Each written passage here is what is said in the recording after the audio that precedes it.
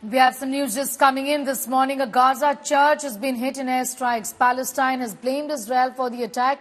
The church damaged after blast. Palestine says one child and one woman killed. The church hit in southern Gaza. Gaurav Sawant continues to be with us on that big story. Gaurav right now is in Tel Aviv with the very latest. Gaurav, talk to us about the magnitude of the destruction. We understand that 2 people have been killed and many injured. The blame game, of course, continues there.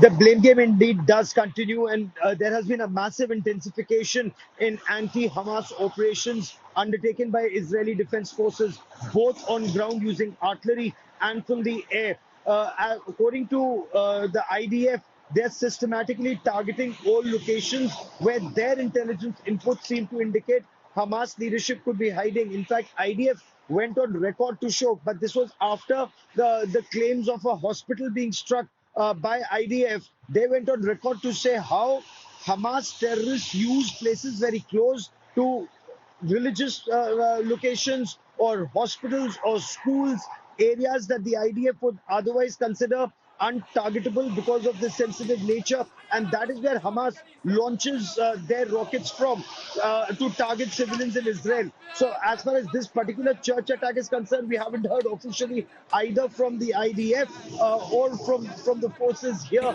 still waiting for that. But this is what IDF is saying as they intensify their intelligence-based operation. But this conflict is now expanding. There's been intensification of operations by Hezbollah on the Lebanon border. It's escalated from small arms to the use of artillery and rockets and anti-tank missiles. In fact, information that's coming out from the United States seems to indicate that even rebels in Yemen fired missiles in the direction of Israel, which were intercepted by US Navy warships in the Mediterranean Sea. So as efforts are out and international efforts are being made to localize this conflict between Israel and Hamas terrorists in Gaza, it seems to be escalating on multiple fronts. On the anti-terror front, while we talk about Gaza, there's also massive escalation of tension in West Bank pocket. What we've been told, 60 suspected Hamas terrorists and operatives have been taken into custody after a series of operations mounted by the IDF against Hamas, even along the West Bank. So overall, there's a massive spike in tension.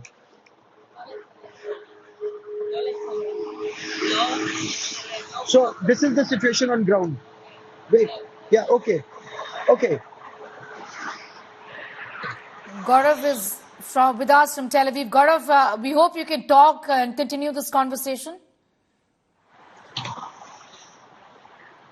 Okay. Oh, absolutely. Right. Yes. Absolutely. You know, there is a lot of sensitivity on ground here in Israel, given the security situation, where security comes in at every bit, because there are many sensitive locations where we are right now. You know, they're very, very uncomfortable because this is a country that's at war with Hamas terror. There is a lot of apprehension that rockets come into this area.